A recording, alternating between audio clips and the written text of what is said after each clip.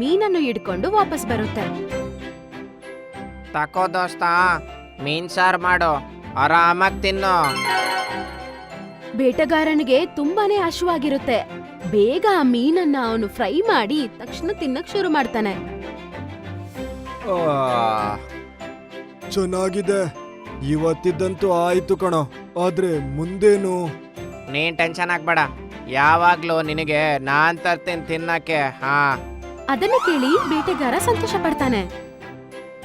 ಹಿಂಗೆ ಸ್ವಲ್ಪ ದಿನ ಕಳೆದು ಹೋಗುತ್ತೆ. ಕೊಕ್ಕರೆ ದಿನ ಬೇಟೆಗಾರನಿಗೋಸ್ಕರ ಏನಾದ್ರೂ ತಿನ್ನಕ್ಕೆ ತರ್ತಾ ಇತ್ತು. ಮತ್ತು ಒಂದಿನ ಬೇಟೆಗಾರನಿಗೆ ಒಂದು ಲೆಟರ್ ಬರುತ್ತೆ. ಈ ಕಾಗ್ದ ನನ್ನ ತಮ್ಮಂದಲ್ವಾ? ಪ್ರೀತಿಯ ಅಣ್ಣ, ನನಗ್ ನಿಂಗಿದ್ ಹೇಳಕ್ಕೆ ಖುಷಿ ಆಗ್ತಾ ಇದೆ.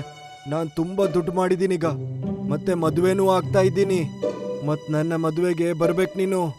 ಅದು ಓದಿದ ತಕ್ಷಣ ಅವನಿಗೆ ತುಂಬಾನೇ ಕೋಪ ಬಂದ್ಬಿಡುತ್ತೆ. ಮತ್ತೆ ಆ ಲೆಟರ್ನ ಕಿತ್ತಾಕ್ಬಿಡ್ತಾನೆ. ನಾನಿಲ್ಲಿ ತಿಂಡಿ ತಿಂದಿದ್ದೀನಿ, ನನ್ನ ತಮ್ಮ ದುಡ್ಡು ಮಾಡಿ ಶ್ರೀಮಂತ ಆಗಿದಾನ. ತಡ್ಕೊಳಕ್ ಆಗ್ತಾ ಇಲ್ಲ ನಂಗಿದು. ಆದ್ರೆ ಹೇಗ್ ದುಡ್ಡು ಮಾಡ್ಲಿ ನಾನು? ಅದನ್ನ ಯೋಚನೆ ಮಾಡುವಾಗ ಕೊಕ್ಕರೆ ಹೇಳುವ ವಿಷಯನೇ ಹಾಕ ಬರುತ್ತೆ. ಆಗ ಅವನಿಗೊಂದು ಐಡಿಯಾ ಬರುತ್ತೆ. ಹಾ, ಆ ಕೊಕ್ರೆಯ ವಜ್ರ ತುಂಬಾ ಕಾಸ್ಟ್ಲಿ. ಅದನ್ನ ತಕೊಂಡು ನಾನು ದುಡ್ಡು ಮಾಡ್ಬಿಡ್ತೀನಿ.